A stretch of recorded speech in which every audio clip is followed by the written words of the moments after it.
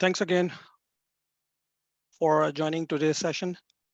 So today we're going to discuss about the next gen threat mitigation, because if you look at the landscape out there, it's a multi-cloud landscape, right? So a lot of companies, enterprises, they already moved into cloud, and there is a lot more to move and migrate into the cloud. So as they are moving their workloads into the cloud, the threat vectors, the bad actors are also targeting cloud more and more.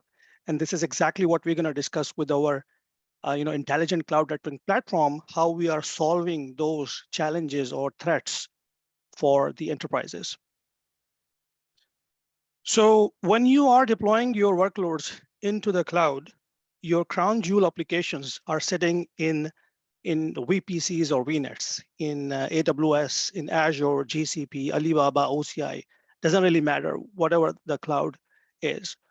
And if you look at the threats that are coming in for those critical business applications like SAP HANA or Epic healthcare applications, there are different postures or surfaces that I see, right? So if you notice, you have obviously connectivity back to your on-premise data center or branches. So some threats are also coming in from your legacy systems, your legacy data centers, and trying to attack those applications sitting in the cloud. Then you have obviously other cloud that you're connected to, because like I said, it's a multi-cloud world we live in. So obviously are connecting to other clouds, and these threats can also come in from this side of the house. Then you are deploying the internet facing applications. So obviously those bad actors sitting out there on the wild west internet are also trying to get access to your application or attacking your application for ransomware, for malware, or whatever the case may be, right? And then obviously uh, you are also connecting to some SaaS services like GitHub or Terraform Cloud or whatever the case may be. So these SaaS services, they also pose a threat to those business critical applications. So now what I have seen customers do is basically they adopt a very non-intelligent and a legacy way to tackle this problem. So if you look at this diagram here, you will notice that for the internet-facing traffic, normally they would deploy a WAF, the web application firewall, or they might use some native service, for example, in AWS Guard Duty. But the challenge is that WAF is just for the web applications, and the Guard Duty will just will alert you about those threats, but it's not going to do anything. If you look at on the left-hand side, to connect to SaaS services, typically customers would deploy a NAT gateway. And NAT gateways are, can only provide you the restriction or the security based on IP port and protocol, and it's very static, right? So that's a challenge. And in the bottom, you see when you're connecting to your on-premise branches or data centers, typically customers would go for a perimeter firewall. And again, that setting at the perimeter, yeah, it's good. You should have it as part of your security posture, but that's not enough, right? And when you connect to other public clouds, people feel like, yeah, this is another trusted system. It's the other cloud I'm connecting to. So maybe there is no security required, or if there is a security required, I'm going to send it to the perimeter firewall, and then we'll send the traffic back in. Again, that's not the right way of doing it. That's the non-intelligent way of doing it.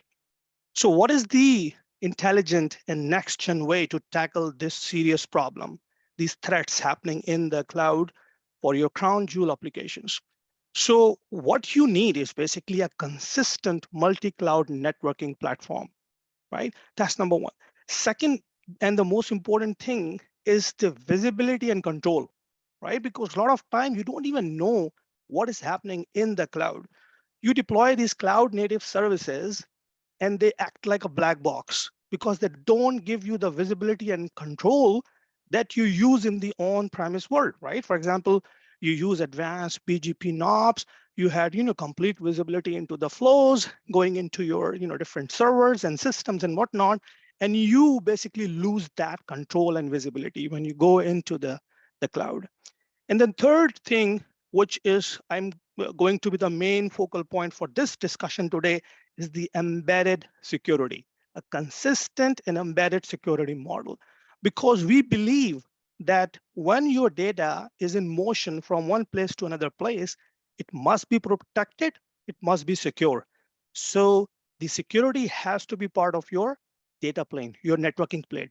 It should be embedded in there. It should not be like a afterthought or sitting at the parameter and providing the security.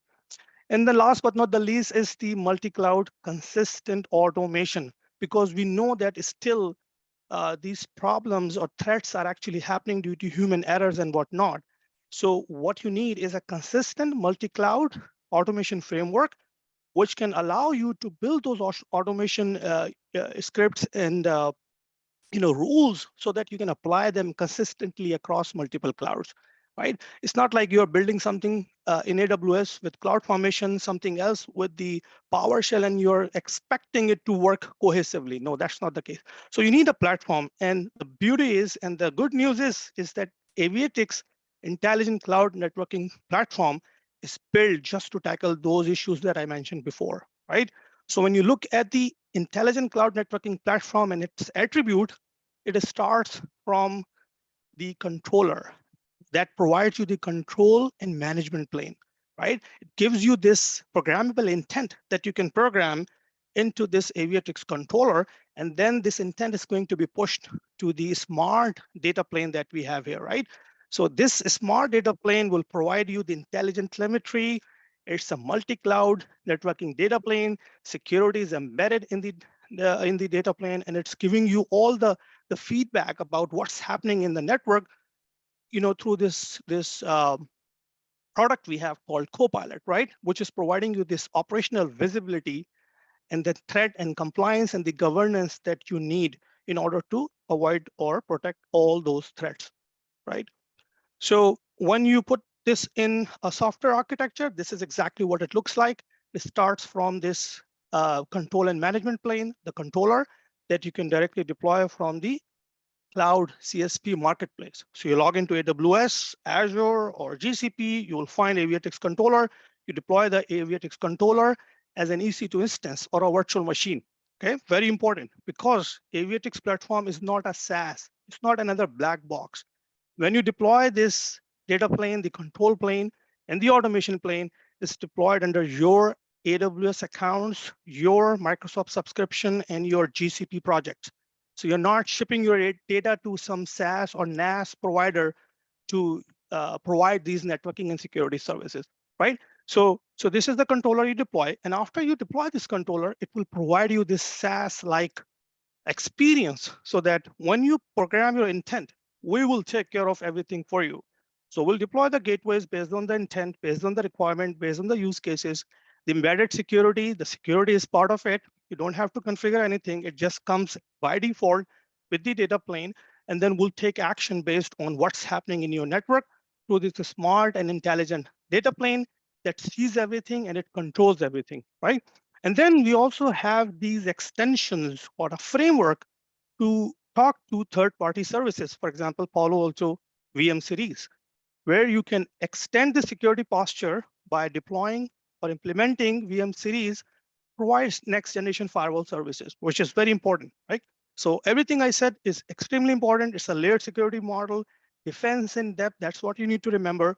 And we also support other third-party next generation firewalls based on the customer requirement and what exactly they want to achieve. So what I have just said, this is based on the experience that we have gained while working with very large enterprises, listening to them. Because if you look at our product is driven directly from the customer requirement, okay? And we have been in the business for the last 7-8 years. So we know exactly how this whole thing has evolved and where exactly it's going to. And you can look at these names, very large enterprises using our platform to provide intelligent cloud networking and embedded security to protect their crown jewel applications. Okay, so with that, I will hand it off to Anas for a demo, and you will see all of it in action. Thank you, Shahzad. Let me share my screen real quick. So before I start my demo, I just want to show you the topology I'm going to use. If you can see my screen. As we talked about that, we cater all the clouds. Our goal is to provide the visibility, the control to all the clouds with single pane of glass. And this is what we do.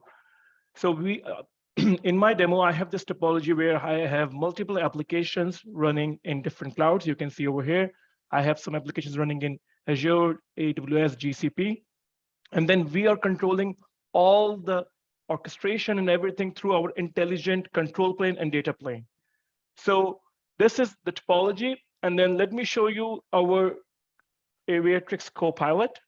This is our visibility tool, which provides you the global operational view of your multi-cloud. If you take a look over here, you can see that quickly that how many gateways you have, how many cloud assets you have, accounts which you have onboarded, all those things. But we want to stay relevant to the security, which is the topic of this webinar. So let's take a look at how we are providing the security at the multi-cloud level. So we have these two tabs over here on the left. The first thing which I wanted to share before going into the more granular control which we are providing is this network segmentation. This is at the VPC and VNet level where we are providing the controls to the user to allow or deny traffic with respect to the cloud and resources. So for example, if I go back to my topology, I have these VPCs web app database in AWS. Similarly, over here, if I go back, I have called them over here. And then this becomes one domain. So if I go back and take a look at this logical view, you can see that AWS, I have called those two VPCs. Now they can talk to each other, and all the intelligent orchestration has taken care by the Aviatrix platform. Now, similarly, I have three different network domains with respect to GCP, Azure, but I don't have any cross communication between them. To allow this cross communication, I just need to call out that, okay, AWS can talk to Azure. Just with one click, all the orchestration, all the automation is going to happen at the back end, and you can see that now they can talk to each other. So this is at the VPC and VNet level, that anything in that specific VPC, in that specific VNet can talk to each other or cannot talk to each other. Now moving forward to more granular control, we came in with our Aviatrix microsegmentation feature last year, actually last quarter, and this actually provides you the granular network security control for your distributed applications in the cloud. You have complete control to define the applications and workload using cloud native language, which is the tag, the key and value.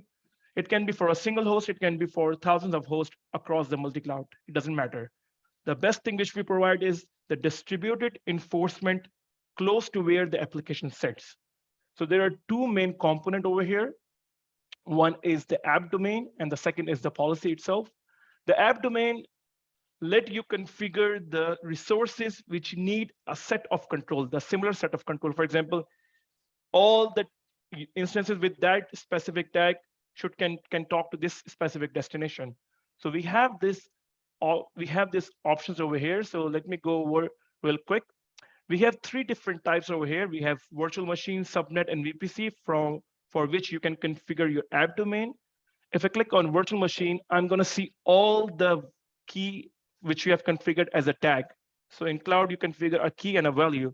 You can see over here. So if I pull out one of the key over here, anything which has a key as a name and value, I will see everything over here. So if I click on one of them, I can see that in preview resources that how many resources are pulling up with that specific tag. And I can see one of them is pulling up over here in AWS. You can also, if you have, we have seen multiple customers who are running different accounts, number of accounts, you can configure with the account as well. If you have multiple accounts in AWS, you can do it with that one account as well. And also, if you have a specific compliance need, specific compliance requirement that this region should not talk to any of this region, we do that with respect to region as well. We give you that control as well. So this is where you configure your app domain. We have more features over here as well. That, if, for example, if you want to configure, if you have multiple prod web 1 running in your environment, but you want to configure the one which is just running in AWS, you can configure an and condition. So it has to match this condition and this condition. So in my case, if I want to put in Azure, it will disappear, the resource will disappear because there is no prod web 1 in Azure. And if I call it in AWS, I know that it has to match these two conditions. So we can put more granular control. We have a lot of different settings which you can do. Even if you want to go back to the legacy mode where you just want to put a policy with respect to your CIDRs for some specific needs, right? You can put that as well. And then you will see that as a CIDR as one of the component in that app domain. So once you have this app domain, you call these app domains in source and destination. Before I go to the policy, we have a really good option over here that if, for example, your auto scale just kicks in, right? And you all have already configured an app domain, for example, name as an auto scale. You know that right at this point, you don't have any existing VM with respect to this tag, but it will come up after the traffic, after traffic hits that specific mark or whatever you have configured. So you can have advanced app domains and policy configured. As soon as this VM is gonna come up, we will apply the policy right away. You don't have to come back and configure those things.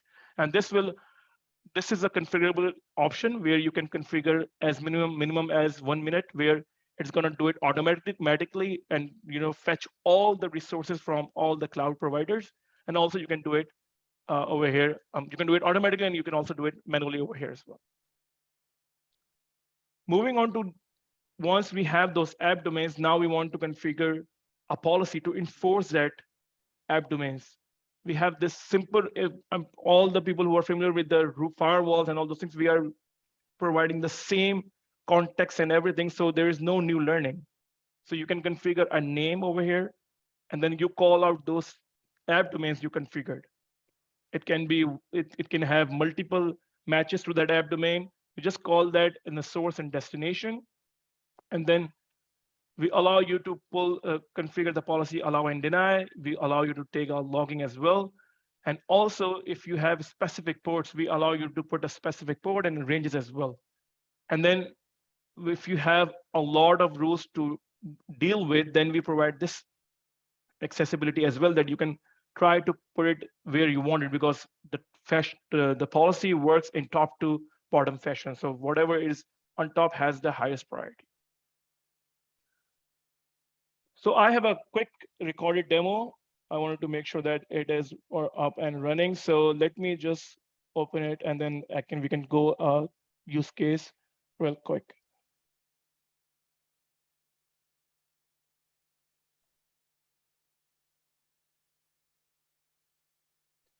So over here, we have a WordPress application running in all 3 different clouds. You can see in AWS, Azure, and GCP.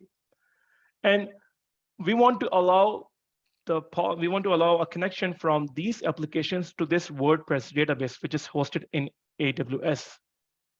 With Aviatrix microsegmentation feature, you just need to allow you just need to go through fewer than any other configuration compared to any other vendor, and it will be up and running within few seconds.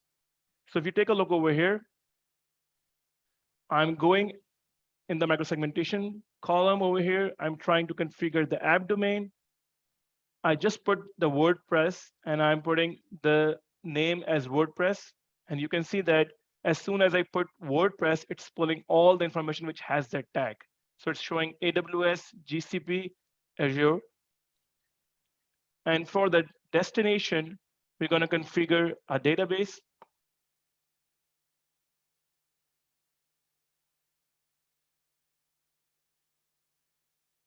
Which is hosted in AWS.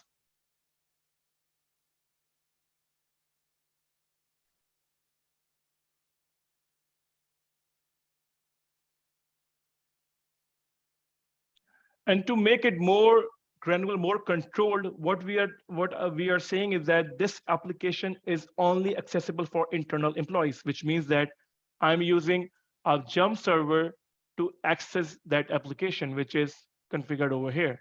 So now they have to go from here to this through the port 80, and then it will go to the 3386 port.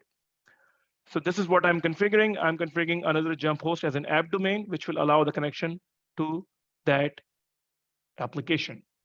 So at this point, we have a rule which is denying everything. So anything between these VPCs, VNets, they all are denied. And on top of that, we are putting all the controls we want. So the first rule I'm putting is the jump server can talk to the application, WordPress application, and the port should be 80. The second rule I'm saying is that WordPress can talk to the DB with respective of which cloud it is. And then I'm saying that it can talk on 3306. Sorry if I mentioned the other port before. And now I am logged into that jump server over here. This is local as well. You can see the IP. I'm logging into the browser, and then I'm trying to connect to those private IPs of those WordPress application. This is first one is in Azure, first one in AWS, second one is in Azure, and the third one is GCP. So if you take a look, the first one was 10:10, second one is 10:30, and then the fourth one is 10:45. And in the policy monitor, which is our, just if you're familiar with any other logging, it gives you the detail of what's hitting which rule. So you can see over here that I'm seeing that the traffic is hitting for 80, and then it's going for 3306, and the source port is random as expected. And to make sure that no other traffic is allowed between these instances, because we allowed only specific ports, we are trying to ping these instances, and then we can see that we are not able to ping any of these, we are not able to ping any of the Word application to the database. So I'm just copying that IP over here, trying to ping the database, and it's not allowed over here. And then I can see that in the logging as well, that the ICMP is getting denied right away. So this is the granular control which you can put with respect to the resources, with respect to VPCs, with respect to instances. It totally depends how you want to put the control over here. You have all these options. The second part which we introduced, actually it's in a stage of getting at a GA level, but I wanted to show because it's really, really interesting and showing that how much we are going in and doing this thing on the next level. We have introduced also the intra VNet microsegmentation. This is where you want to control the traffic within the VNet, and not just within the VNet, but also within the subnet. So I'm taking this simple example to make sure that we get this feature right. You can see that I have two subnets over here. I'm just taking subnet 1. And in subnet 1, I have two different VMs running over here. We can control and we can do all the automation at the back end to deny the traffic between these subnets, between these two VMs, which is automatically allowed by Azure. So let me show you how does it look.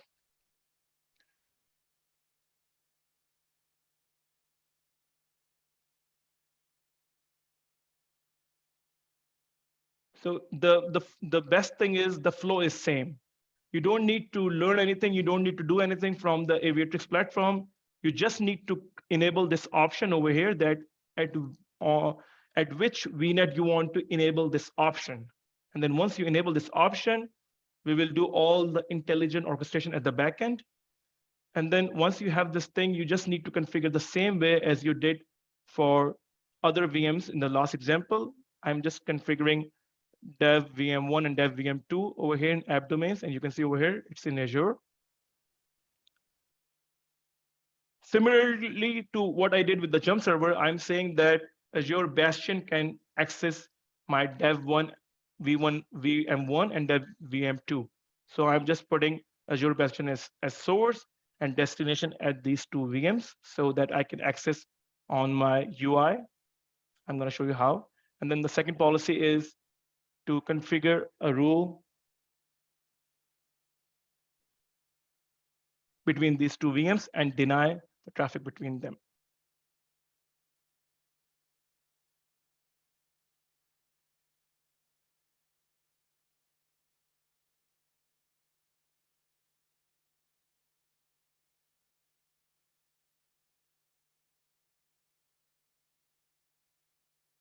And you can see that it's just not right away that you configure this thing and it's going to be implemented. Well, we give you that control that you have to verify this change, just like any other vendor with the commit. So now when I go to my VM1 through my Azure Bastion, I can see that I'm getting the IP for VM2 over here. And then when I'm trying to ping that VM, which is allowed by default by Azure, it is blocked. So we are orchestrating the network security group with the help of ASGs, and we are doing all those intelligent orchestration at the VNet level. So this is the microsegmentation part where we are actually doing at the VPC level, we are doing at the VM level, we are also doing at the within the VNet and also within the subnet level as well. So we give you this much control as per required. The third feature we have, which Shahzad is going to show you in detail, is the egress control. This actually provides you the centralized control over the internet bound egress from your VPCs. You might have a compliance requirement that these instances should not talk to these FQDNs. You cannot put all the IPs. So we give you that control that you can put those configuration on the egress gateway, and then you can see that what's happening over here. And you can also do a discovery to see that what actually my instance is talking right now, and then you can put the controls on top of that as well. The security services, one of the main feature which we delivered last year is our ThreatIQ and ThreatGuard. This is where we are providing the network security that performs and that offers the distributed threat visibility. It identifies and blocks the traffic at the gateway level to all the known malicious destinations. So you don't have to do anything. This is all happening automatically. This is all happening by default if you're running Aviatrix gateways. And what we have seen, interesting thing we have seen with customers is that once they enable this feature, they have seen that their workloads, which were their main workloads, their applications, they were also doing some kind of crypto mining, or they were connecting to crypto mining, Tor servers, malicious bot, all the activity for data exfiltration. And that was really good catch for them to see that how it's happening. And this is the dashboard for that feature. We just don't alert that, we also block that threat IP as well. And then once you have that thing blocked, you can go over here and you can take a look at the topology, like, okay, which resource was trying to talk to that malicious IP, and then it gives you that in your VPC, this is the VM which was trying to go to that destination.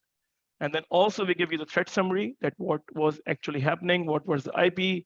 If you want to take this information and use it somewhere else, you can use this with this format as well. So this is also on the public subnet or private subnet.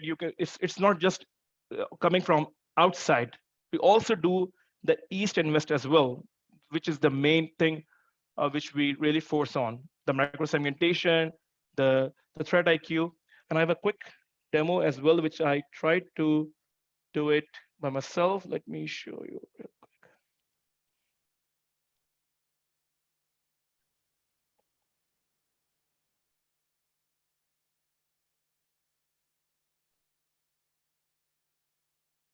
So I have an instance over here in this private subnet in the web, actually in the application VPC, through which I'm trying to access a couple of malicious IPs.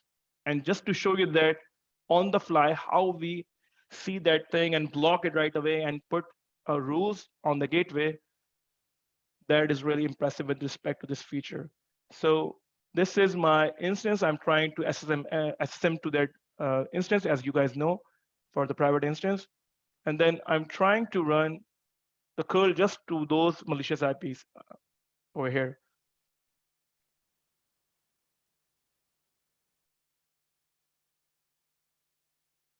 So you can see that it's not even show you the response. It's gonna get blocked right away.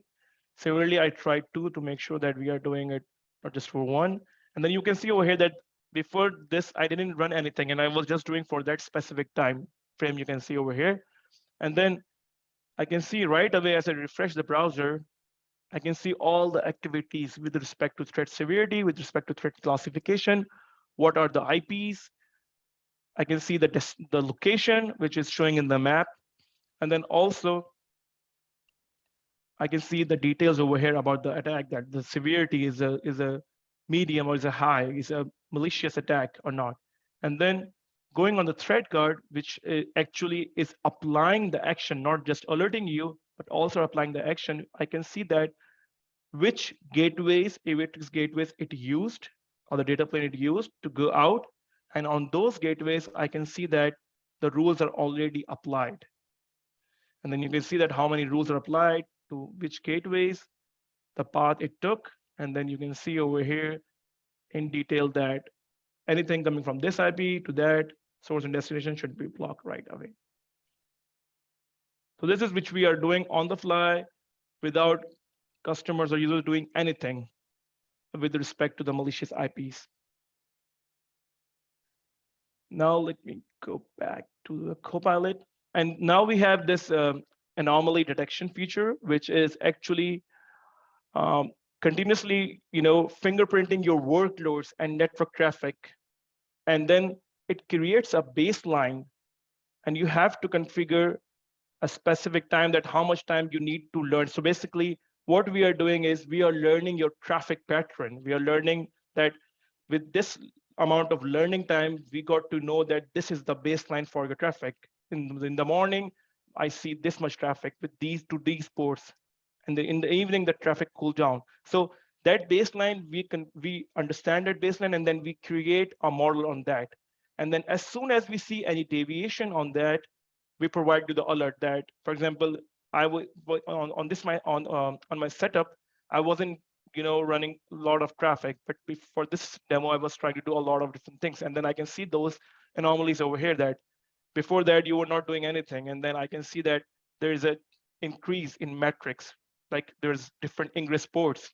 And all these metrics you can follow and try to see that what got changed. And then you can try to work on those things as well. We also provide you geo-blocking, just like I mentioned before, that if you have any compliance need, you want to block a specific region, a specific country, you just need to come over here and then you click this option, and then it's going to block all the IPs from that country and that region.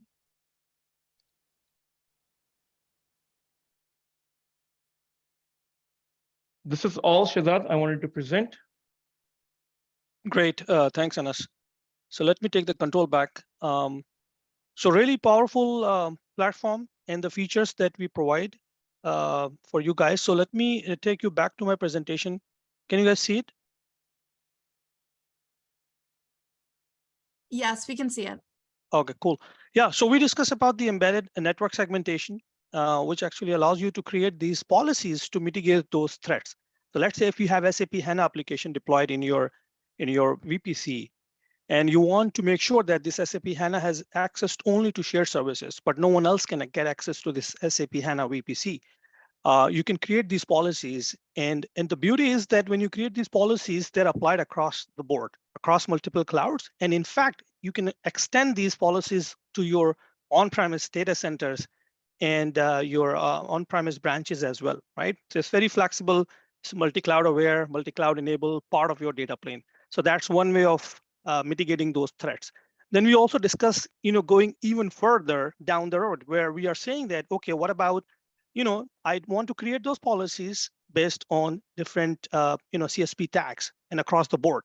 It doesn't really matter if it is AWS, Azure, or GCP. So we can create those micro segments, which you can use to enforce policies based on a specific requirement to mitigate those threats, or for those, these threats to laterally move from one VPC to VNet to another cloud, right? So that's, again, really powerful, that technique and the feature that we have as part of the platform. Then we looked at the threat detection and threat guarding, right? So like I mentioned before, the guard duty, for example, AWS service can give you those, threat vectors, but it's not going to do anything about it. You have to go manually do something about it. We will show you, provide you deeper visibility for those threats. And also, based on the policy, we can stop those threats from entering the network and also penetrating into other places. And you can use this to quarantine that traffic. You can put it in a honeypot or something. There are different techniques you can use so that you can do more forensic analysis for the threat that we block, right? So again, this is delivered as part of the platform, is by default is happening, is part of the data plane. So you're not sending your traffic to some third-party services or to a perimeter firewall to get this done. Then we also looked at geo blocking, because geo blocking, geofencing, again, is a very important requirement for GDPR data locality purposes. So you can quickly come here, just with a simple click, you can block the entire region or a country, and we'll also show you those IP addresses that were actually trying to access your crown jewel applications, right? So this is another important feature we have. Then we quickly touched upon the embedded egress traffic filtering.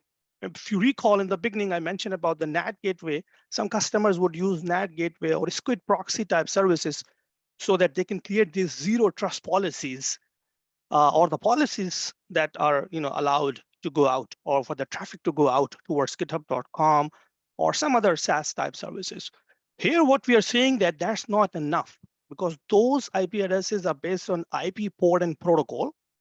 And let's say if you're connecting to Microsoft Azure service, and if you're using the IP addresses, first of all, there's a long list of IP addresses that you need to put in place. And the second is that those IP addresses will also change in time, right? So what we are saying that instead of doing that, why not use the intelligent mechanism to create those FQDN rules? So within the Aviatrix control plane, you can create your intent saying, you know what, I want to create a zero trust policy. Everything is blocked, but I just want my application to talk to github.com and office365.com. That's it. So you create this intent, your policy based on FQDN, and we will automatically enforce it. You can create the tags again for this policy. You can apply it to all the gateways or a set of gateways, depending on what your enterprise demand, and then we'll take everything, all the actions on behalf of your intent, and we'll apply it as part of the embedded data plane. Now, we are entering into towards the end of our presentation. So let's quickly touch upon the parameter firewall, because if you recall my drawing, some customers would prefer to deploy next generation firewall for the traffic coming from the on-prem.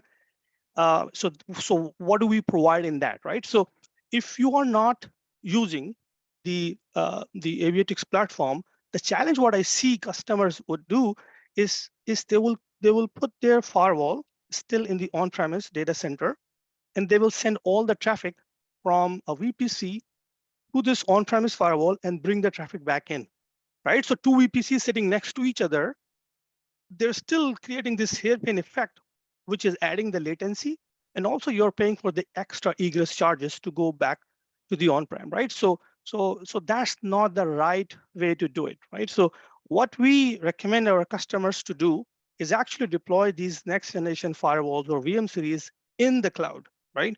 So deploy it in a centralized location in a security DMZ or a VPC, and then you create the policy using the Aviatrix controller to make sure that whatever applications or VPCs you want to protect through this next generation firewall is protected. And the beauty is that everything else that we mentioned before is also in place, right? So this is the defense in depth mechanism that you have to use, where if your traffic is leaving from this VPC, the first thing it will hit is this Aviatrix data plane.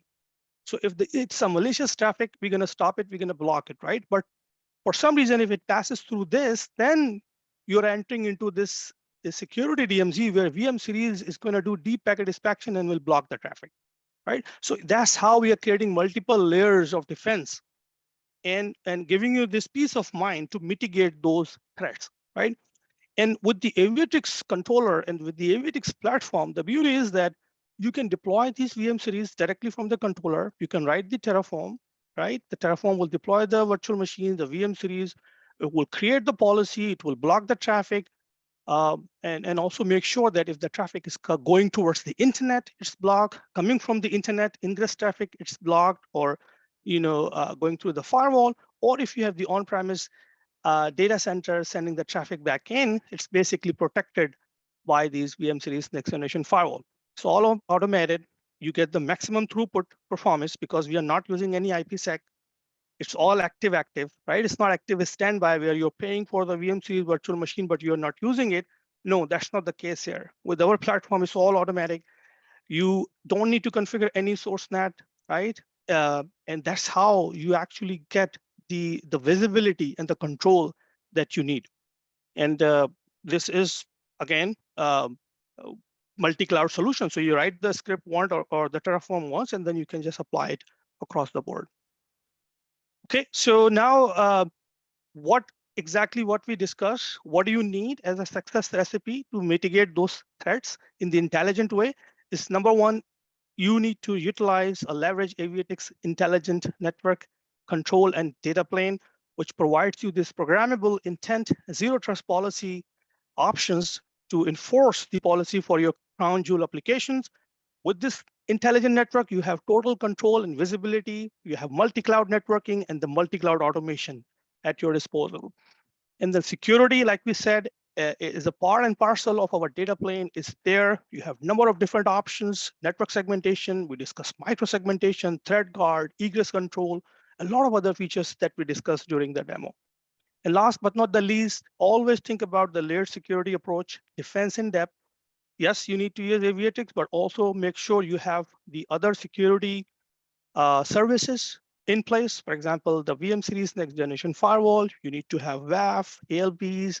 You need to make sure you are configuring your policies properly to make sure your networks are protected and secure.